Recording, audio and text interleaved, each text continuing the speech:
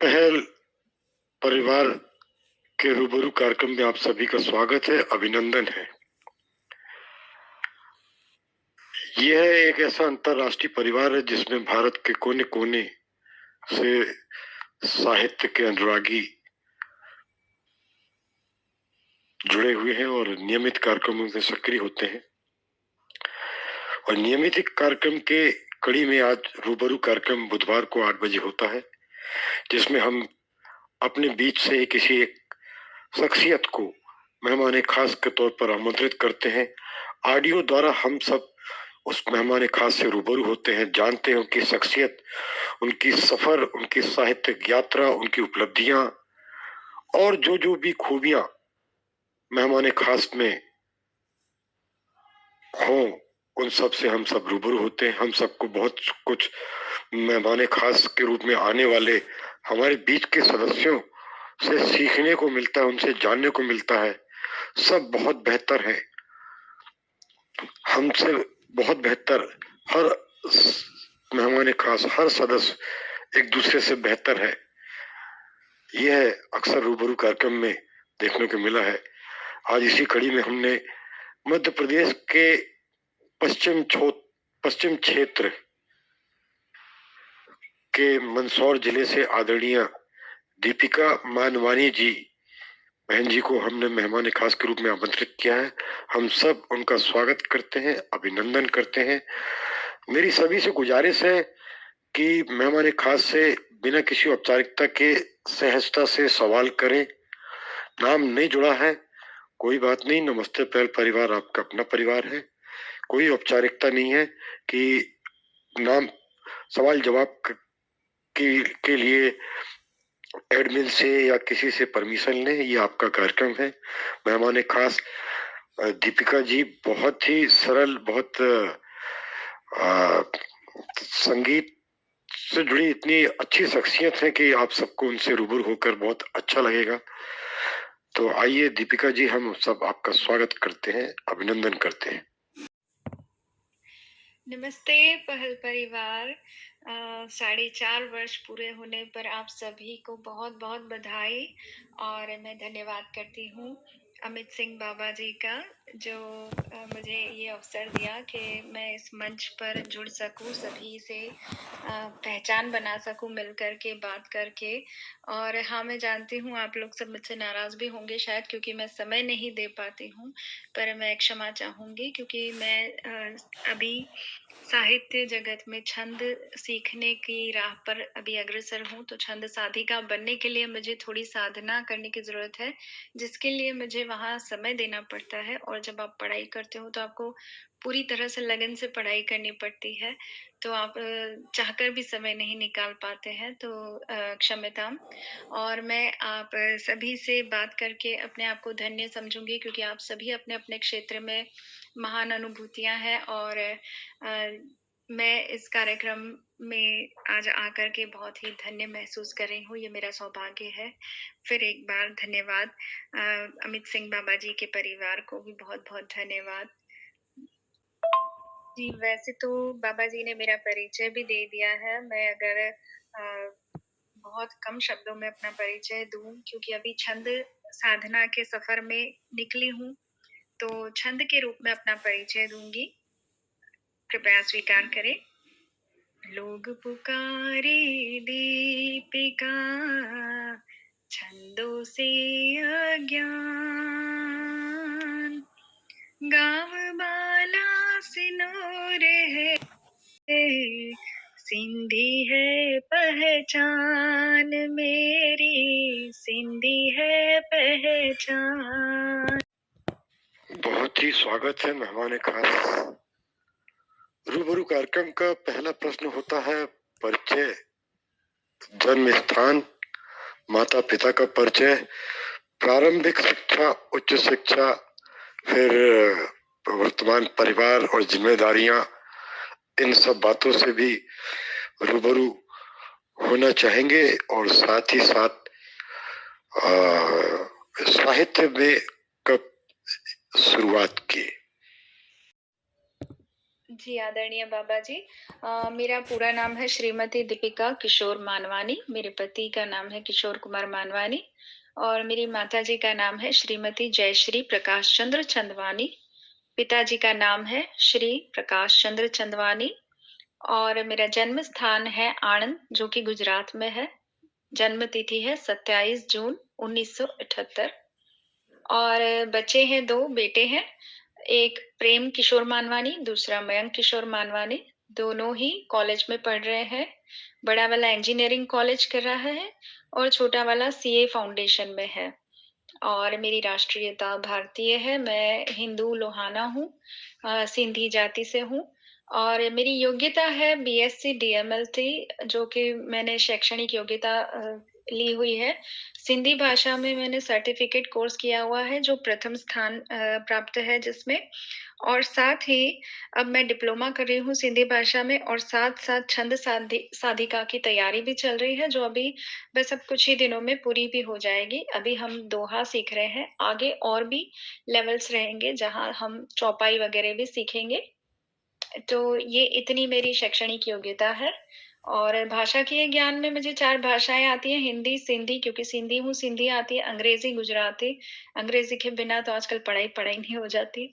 और अभिरुचि मेरी जहाँ तक बात करें तो गायन, चित्रकला, लेखन, नृत्य और मैं रंगोली भी करती हूँ शौक से और मंदिरों में मैं सेवा देती हूँ, फ्री ऑफ चार्ज, कोई रंगोली का चार्ज नहीं लेती हूँ। और व्यवसाय के रूप में अगर देखें तो मेरा व्यवसाय है लेखन, फिर मैं स्तंभकार हूँ। जनशोले अखबार में जीनियस सोच नाम से मेरा कॉलम है, जहाँ मैं अपना हर हफ्ते एक लेख प्रकाशित होता है मेरा और संकलनकर्ता भी हूँ। अभी-अभी नई संकलनकर्ता का काम शुरू किया है, जिसमें मैंने एक पुस्तक जो है उसका संकलन किया है, नया ज़माना पुराना खज़ाना। मेरी पहली संकलन की हुई पुस्तक है और मैं यूट्यूबर भी हूँ। 2018 से यूट्यूब स्टार्ट किया है, तो अभी तो मोनेटाइज़ भी हो गया है चैनल। बाकी जो आप लिखा है या जो कुछ भी दिया गया है, वो मेरा परिचय उसी में आ गया। आदरणीय दीपिका जी, मैं मीना तिवारी आपका रूबरू कार्यक्रम में बहुत-बहुत स्वागत करती हूँ और अपने कुछ प्रश्नों के साथ आपसे उत्तर की अपेक्षा रखती हूँ। स्वागत है मीना तिवारी जी। आपके जो भी प्रश्न हैं, आप रख सकती हैं। धन्यवाद। दीपिका जी, सबसे पहले आप अपना संक्षिप्त पारिवारिक परिचय देते हुए कृपया ये बताएं कि आपने अपनी उच्च शिक्षा किस स्थान पर रहकर प्राप्त की? आदरणीय, मैंने अपनी उच्च शिक्षा मंदसौर में प्राप्त की है, जो कि मध्य प्रदेश में है और मंदसौर में मेरा मायका है। मेरा ससुराल जो है बालासिनोर है। विवाह उपरांत मैं बालासिनोर आ गई, जो कि गुजरात में है। क्या बात है, क्या बात है, बहुत बढ़िया, शानदार। इसके पूरे एक ऑडियो में आपने बताया छंद के अध्ययन के लिए थोड़ा सा व्यस्तता रहती है आपकी। मैं बताना चाहूंगा कि हमारे नमस्ते पैर परिवार में एक बहन है प्रियंका भूतड़ा जी। अभी अभी हाल ही में उन्होंने छंद विषय से की पढ़ाई से पीएचडी की है और उन्होंने पढ़ाई की शुरुआत नमस्ते पहल कार्यक्रम में जुड़ते हुए, मतलब इतने साल हो गए एक्टिव हैं और समय समय वो भी पढ़ाई के समय गैप कर दी थी। तो कोई बात नहीं बहन जी, आपको जब समय मिले तब सक्रिय होइए। नमस्ते पहल परिवार में अगला प्रश्न एक ऐसा कि साहित्य का जो सृजन है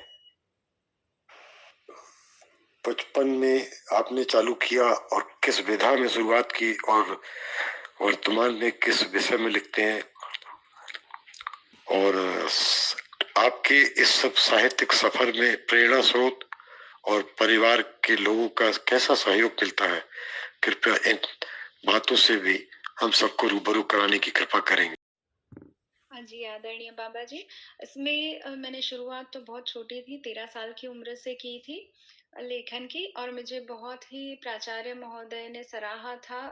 जैसे कि हम बच्चे होते हैं तो हमें मंच पर बुलाया जाता है कि फलां व्यक्ति ने बहुत अच्छा काम किया है, बच्ची ने बहुत अच्छा लिखा है, और प्राचार्य सर ने जो है मेरी उस पुस्तक पर, मैंने खुद से हाथ से लिखी थी वो पुस्तक, और बहुत सराहा था, और उन्होंने साइन भी करके दिए थे अपने, और एक इंटरव्यू भी दिया था उसमें। मैं बहुत छोटी थी, पता नहीं मैंने कैसे किया, आज मैं देखती हूँ तो मुझे अच्छा लगता है कि मैंने उस उम्र में भी ये सोचा करने का।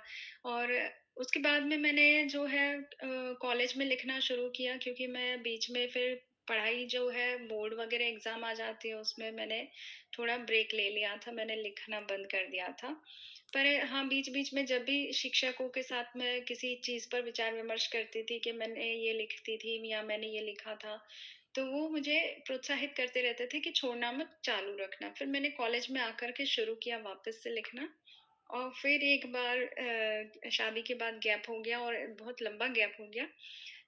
काफ़ी बड़े अंतराल के बाद मैंने फिर 2018 में लिखना शुरू किया, जब मुझे ये लगा कि अब मुझे अपने रुझान की तरफ फिर मुड़ना चाहिए। तो ऐसे में मेरे पति ने मेरा बहुत साथ दिया, मेरे परिवार ने बहुत साथ दिया, मेरे बच्चों ने बहुत साथ दिया, और मैं ये कह सकती हूँ कि जितना मुझे मेरे परिवार ने साथ दिया, शायद इसी वजह से मैं इतना जल्दी इतना कर सकी हूँ, क्योंकि मुझे ऐसा लगता है कि मेरे पास शुरुआत करने के लिए काफ़ी समय निकल चुका है, क्योंकि शुरुआत हम ऐसे टाइम में करते हैं जब हम कम उम्र में होते हैं, तो कोई अच्छी मंजिल मिल जाती है। पर हाँ, मेरे अपनों का साथ और आशीर्वाद था और प्यार था, जिसकी वजह से मैं जितना भी कर सकी हूँ वो आपके सामने है। जी, मैंने शुरुआत तो लेखन की कविताओं से की थी, पर फिर धीरे-धीरे मैंने कुछ लिखना भी शुरू किया, जैसे गद्य है, नाटक है, एकांकी है, या फिर कैसे कह शोध पत्र वगैरह। धीरे-धीरे मैंने सारा 2024 में ये सारा शुरू किया, लेकिन शुरुआत मेरी कविताओं से हुई थी। और एक संस्मरण भी, मैंने बहुत छोटी थी, मुझे याद है अभी भी, संस्मरण भी लिखा था, निबंध भी लिखा था। निबंध प्रतियोगिता में मुझे 14 साल की थी, मुझे सेकंड प्राइज़ मिला था। और मतलब कहीं से भी ये लगा ही नहीं कि मेरे लिए ये चीज़ नहीं है, मैं यहाँ नहीं जुड़ सकती। मुझे सब जगह से ये, आपको पता है एक डायलॉग है कि जब आपका मन में कोई इच्छा होती है तो सारी सृष्टि आपको उससे मिलाने में जुट जाती है। वो शाहरुख खान का कोई फ़िल्मी डायलॉग है। तो मेरे साथ भी शायद ऐसा ही हुआ कि मेरा रुझान था, तो सारी सृष्टि ने साजिश की मुझे मिलाने की। बस मैं यही कह सकती हूँ, और तो कुछ मुझे पता नहीं है, बस होता चला गया। दीपिका बहन, आपका रुझान साहित्यिक क्षेत्र से है, अति प्रशंसनीय बात है। मैं आपसे जानना चाहती हूँ कि आज भी बहुत लोग अपनी अद्भुत विचार शैली से अलंकृत रचनाएं लिखते हैं, लेकिन उन्हें वो मुकाम हासिल नहीं होता है जिनके वो हकदार हैं। तो इसमें कौन से कारण बाधित होते हैं? कृपया अपने विचारों से अवगत कराएं। जी, आदरणीय। इसमें क्या है कि मैं इसी विषय पर आजकल थोड़ा कार्य कर रही हूँ, जिससे कि सभी को अपनी एक विशेष स्थान मिल सके, क्योंकि मैं देख रही हूँ बहुत से लोग अच्छा लिख रहे हैं, लेकिन उन्हें वो स्थान नहीं मिल पा रहा है जो उन्हें योग्यता प्रदान कर सके, या जो उन्हें पहचान दिला सके। तो मैं उस कार्य के लेकर के एक संस्था भी बनाई हूँ, एक बुक लवर्स टीम बनाई हूँ, जिसमें हम लोगों का यही मिशन है कि हम आपको या आपके जैसे या मेरे जैसे लोगों को, जिनके पास कुछ है दुनिया को देने के लिए, लेकिन हमें लेने वाला, सामने वाला जब पहचानेगा, तभी तो हमारा लिखा हुआ वो एक्सेप्ट करेगा, क्योंकि हमें पहचानते ही नहीं है।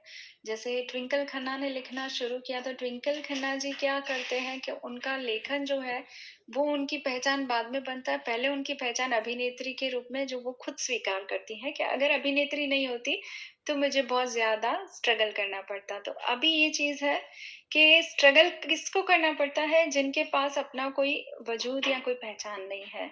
मुझे लगता है ये कारक हो सकता है। शानदार बातें आपने बताई। स्कूल कॉलेज में लेखन और फिर बीच में एग्जाम के टाइम गैप दे लेना। हम जानना चाहेंगे कि स्कूल कॉलेज में जब लिखते थे तो तमाम प्रतियोगिताएं होती थी, उनमें आप हिस्सा लेते रहे होंगे। उनकी उस समय की कोई खास यादें आपको आज भी अच्छी प्रेरणा देती हो, या कुछ कोई ऐसा पल जो हो सकता नकारात्मक हो, तो वो नकारात्मक को भी आपने सकारात्मकता से लिया हो और आज इस मुकाम पर है। तो स्कूल कॉलेज के उस कंपटीशन में आपकी क्या हिस्सेदारी होती रही, क्या? जी सर, वैसे तो कोई नकारात्मकता पहले से ही नहीं थी।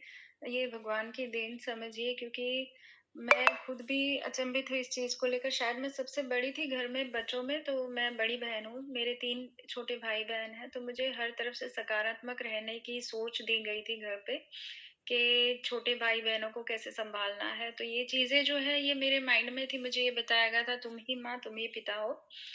तो मैं इस तरह से सकारात्मक सोच में हमेशा रहती थी। हाँ, कुछ नकारात्मक चीज़ें जो थी वो होती थी कि भई आप ईव टीज़िंग बहुत ज़्यादा होता था उस समय में एमपी में, तो मैं वहाँ ज़्यादा रहना पसंद नहीं करती थी, क्योंकि वहाँ पे ये प्रॉब्लम रहता था।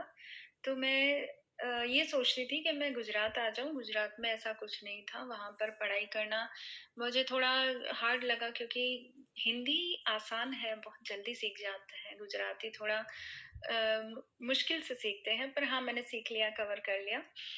फिर गुजरात में आकर पढ़ाई की मैंने, और यहाँ पर आकर के जो मैंने आपसे बात कही कि सेकंड आई थी मैं निबंध लेखन में, उन शिक्षकों की ये इच्छा थी कि मैं एक्टिंग में भी भाग लूँ, मेरी इच्छा नहीं थी बिल्कुल भी। मैंने सोचा क्या एक्टिंग करना है, इसमें क्या रखा है? तो बोले नहीं आप एक्टिंग करो, आप एक्टिंग करो, थोड़ा ट्राई तो करो। तो मैंने ट्राई किया था, मुझे एक्चुअली उन्होंने डायलॉग भी उन्होंने ही दिए थे, और मैंने कुछ ऐसे-ऐसे डायलॉग्स बोले कि आज भी मुझे हँसी आती है, और मैं फर्स्ट आ गई थी।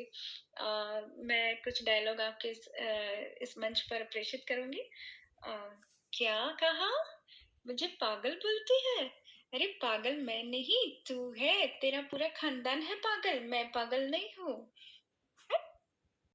मेरा एक प्रश्न आपसे ये है कि आप अखिल भारतीय साहित्य परिषद में सदस्य और कहीं पर संस्थापिका की भूमिका का निर्वहन भी कर रही हैं।